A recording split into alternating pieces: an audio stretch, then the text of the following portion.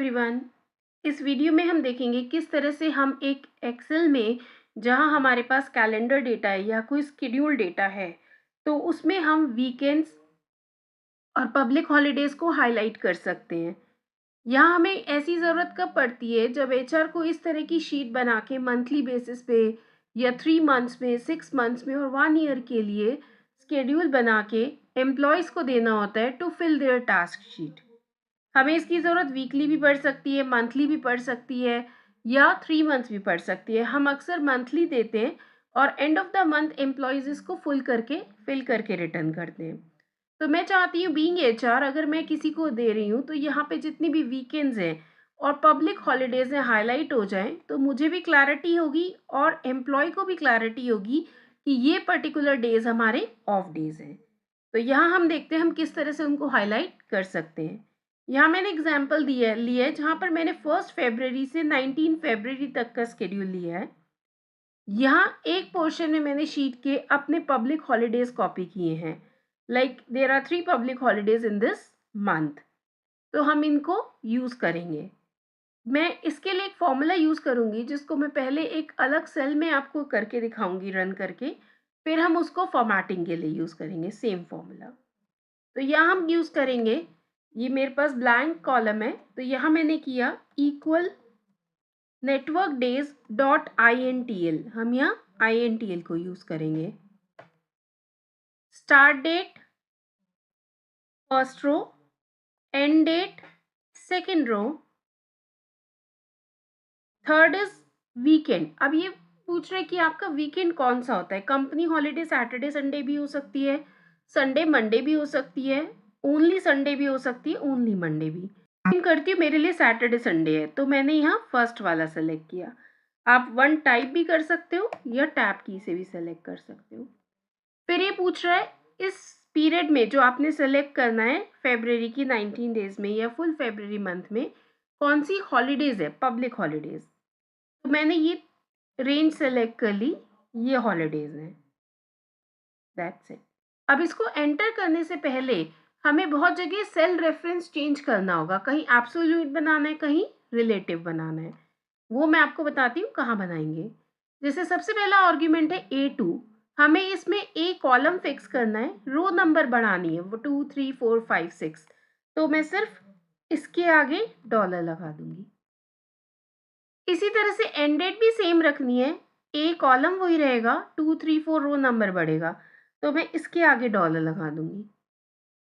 H2 से लेके H4 में रो नंबर भी फिक्स रहेगा और कॉलम नंबर भी, चाहे हम किसी भी मंथ की किसी भी डेट की बात करें इस मंथ में।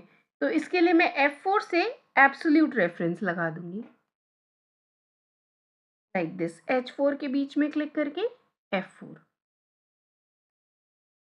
अब आप अगर इसको ड्रैग करेंगे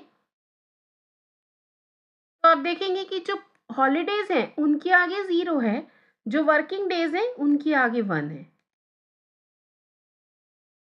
ठीक है। अब हम इसको फॉर्मेटिंग के लिए कैसे यूज करेंगे।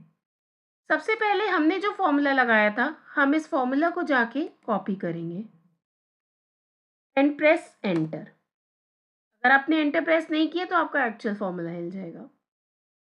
नेक्स्ट हम इसको सेलेक्ट करेंगे रेंज ऑफ डेटा जहां हमें हाईलाइट करना है। हमें ये पूरे रेंज एम्प्लॉय से फिल करानी होती है। कंडीशनल फॉर्मेटिंग के अंदर हम सेलेक्ट करेंगे न्यू रूल। न्यू रूल में जाके हम यहाँ सेलेक्ट करेंगे use a formula, last option. जो फॉर्मूला हमने वहां से कॉपी किया था उसको यहाँ पेस्ट कर देंगे, Ctrl+V। साथ में हमें लगाना होगा not equal to 1। Not equal to 1 इसलिए क्योंकि अगर हमने इसको ऐसे ही छोड़ दिया तो ये वर्किंग डेज को हाईलाइट कर देगा जो ट्रू है, 1 है। हमें क्या करना है, हमें उनको हाईलाइट करना है जो ऑफ है, वीकेंड है या पब्लिक हॉलीडे है। इसलिए मुझे लिखना है नॉट इक्वल टू 1, मतलब जो 0 है। आपको फॉर्मेटिंग क्या करनी है, आप कुछ भी सेलेक्ट कर सकते हो।